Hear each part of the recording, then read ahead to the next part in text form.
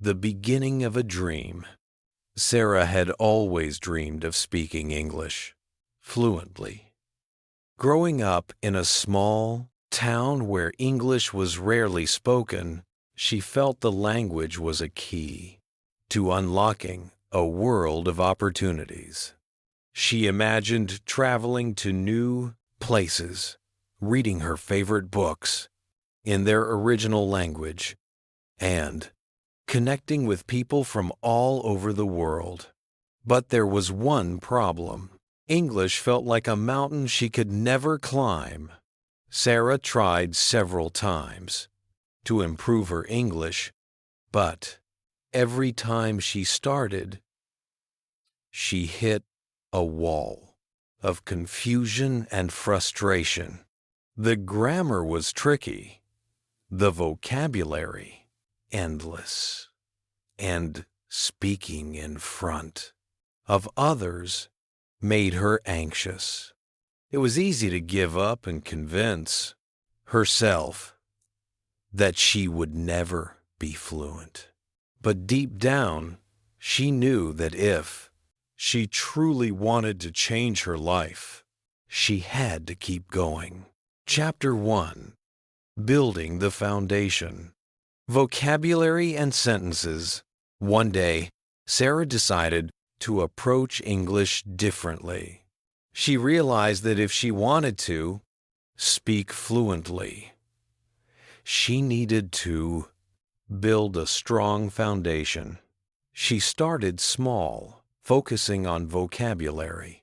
Every day, she learned 10 new words. But she didn't just memorize them. She used them in sentences, wrote them in her journal, and tried to use them in conversations, no matter how simple. To remember these words, Sarah started creating flashcards. On one side, she wrote the word, and on the other, a sentence using the word. She kept these cards with her everywhere she went. While waiting in line or riding the bus, she would pull out a few cards and quiz herself. Over time, these words became part of her everyday language. She also began to practice sentences, focusing on structure and fluency.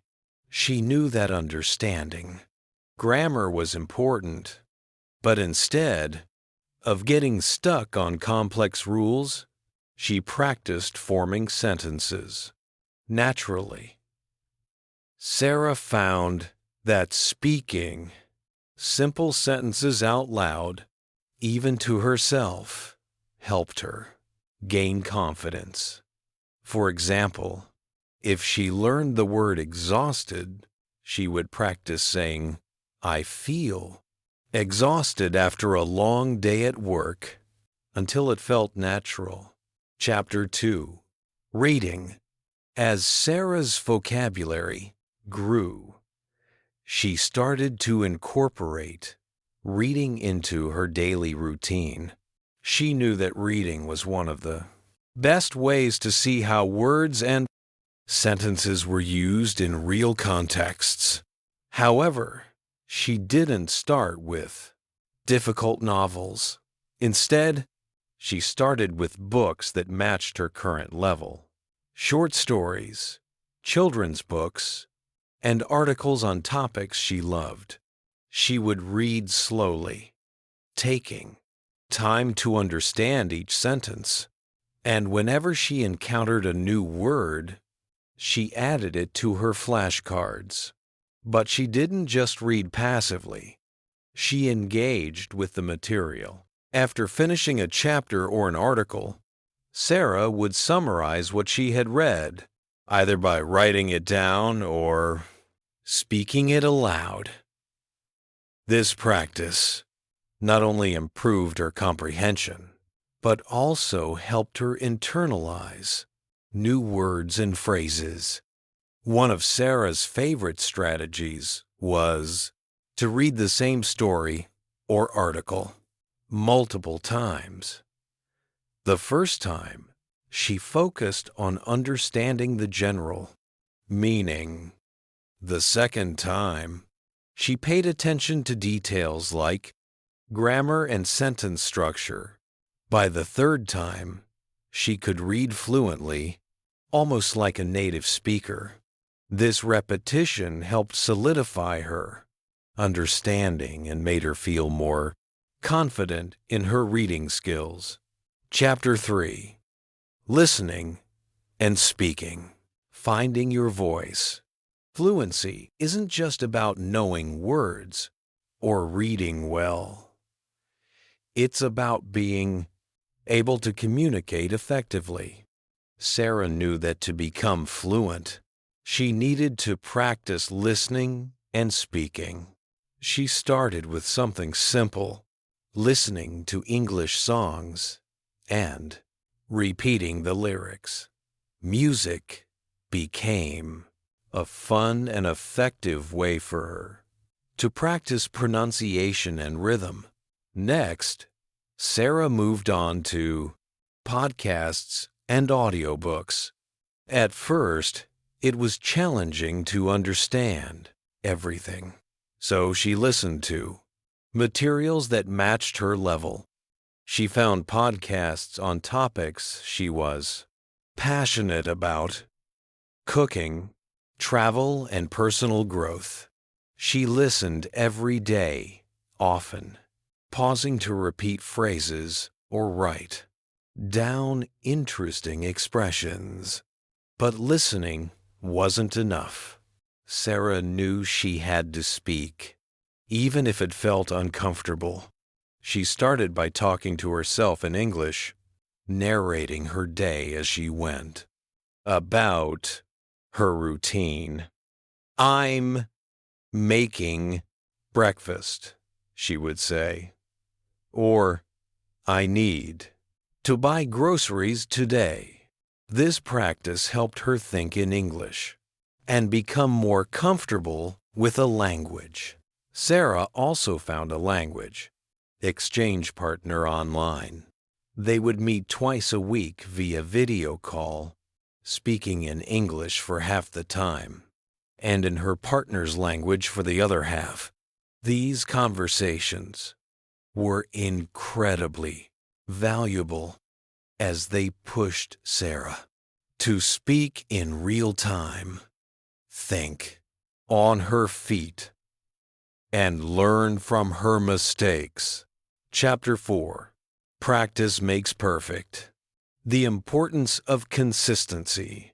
As the weeks turned into months, Sarah noticed a significant improvement in her English. She could read and understand more complex texts, hold conversations with greater ease, and even think in English without translating from her native language. The key to her progress was consistency. Every day, without fail, Sarah dedicated time to her English practice. She treated it like a workout for her brain, something that required discipline and regular effort. Some days were harder than others. There were times when she felt frustrated, when the words wouldn't come, or when she made mistakes.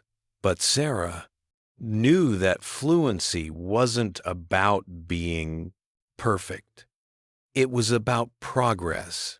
She kept a journal of her learning journey, writing about her successes, struggles, and new words she learned. On days when she felt discouraged, she would look back at her journal to see how far she had come. This reminded her that every small step was bringing her closer to her goal. Chapter 5. The final stretch reaching fluency. After a year of dedicated practice, Sarah's English had improved dramatically. She was able to read books in English, hold conversations with native speakers, and even watch movies without subtitles. But she knew that the journey didn't end here. Fluency is a lifelong pursuit. Sarah continued to challenge herself by setting new goals. She joined a local English-speaking club where she could practice her skills in a social setting. She also started writing short stories in English, using her creativity to express herself in a new language. These new challenges kept her motivated and pushed her to keep improving. Conclusion: the power of persistence. Sarah's journey to fluency wasn't easy. There were times when she wanted to give up, when the obstacles seemed too big and the progress too slow. But she learned that the key to fluency wasn't talent or luck, it was persistence. By consistently practicing vocabulary, reading, listening, and speaking, Sarah turned her dream of speaking English fluently into a reality. Her story is a testament to the power of not giving up.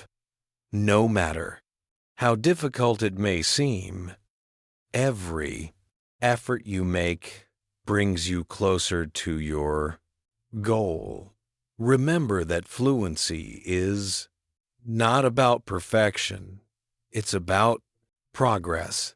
Keep going, stay motivated, and believe in yourself. Just like Sarah, you can achieve fluency in English, one step at a time. Vocabulary list.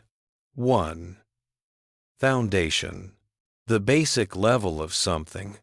Example: a strong foundation in English is essential for fluency.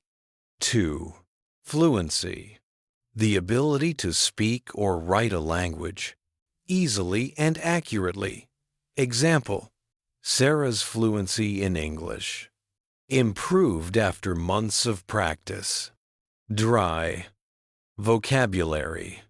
The body of words used in a particular language.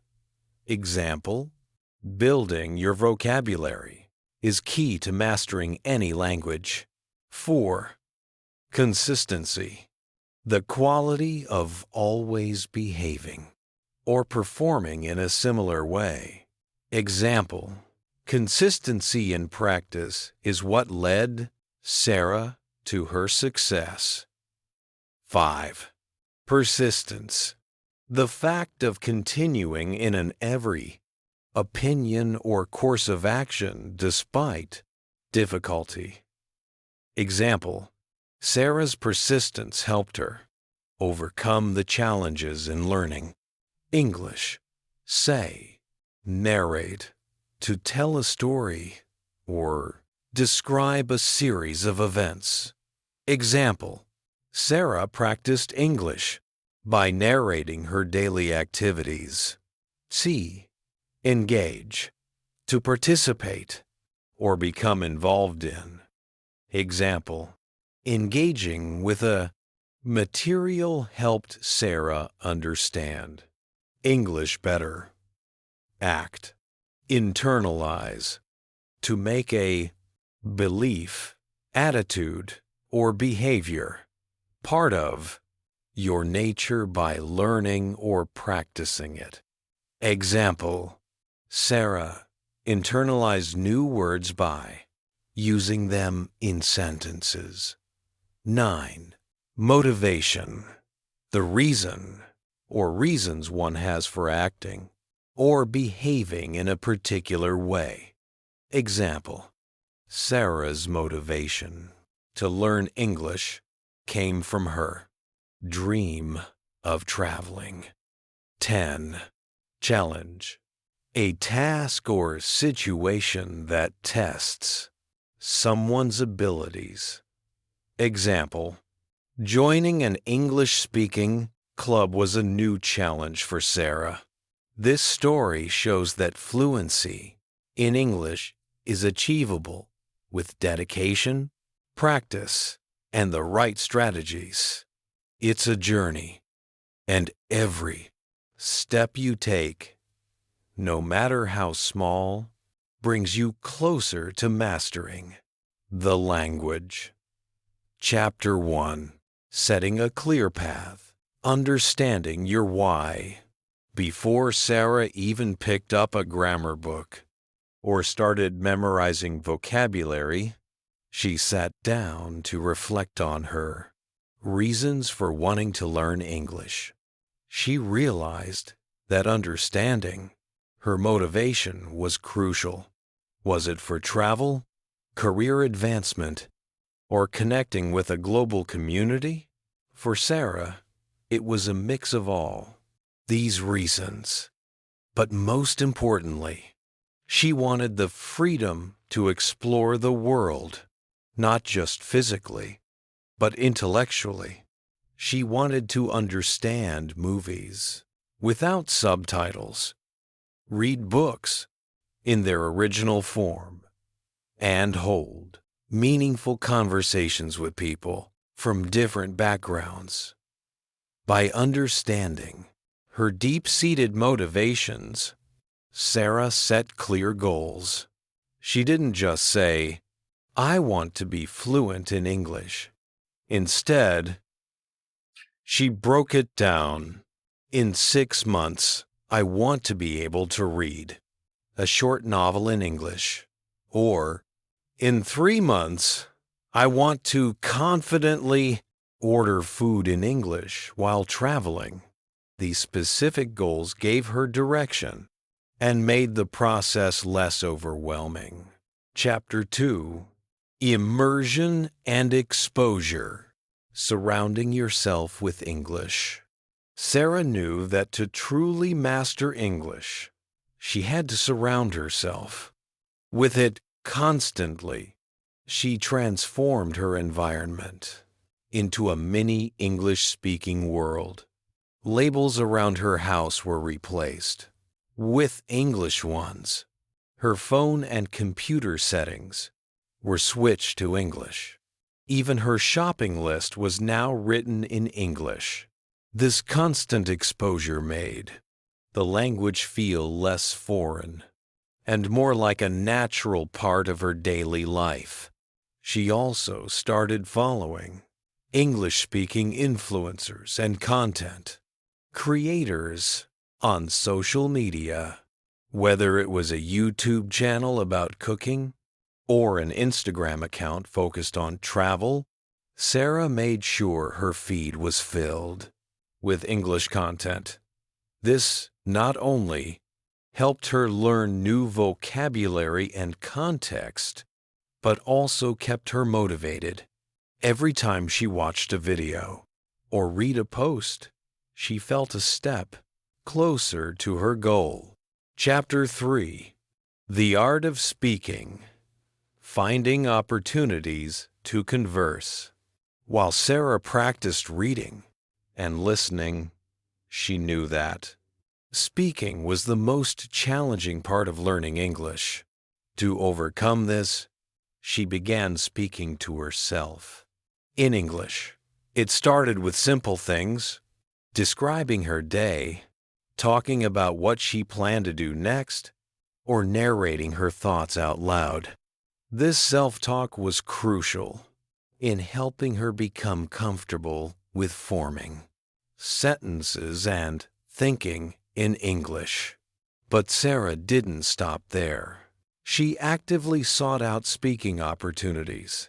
She joined online forums and participated in discussions, even if it was just to say a few sentences. She found language exchange partners who were learning her native language, allowing her to practice English in a real conversational context. They would discuss topics ranging from their favorite movies to cultural differences, providing Sarah with a rich, diverse practice environment. To further challenge herself, Sarah attended local meetups where English was spoken. She would go to events like book clubs, cooking classes, or language cafes.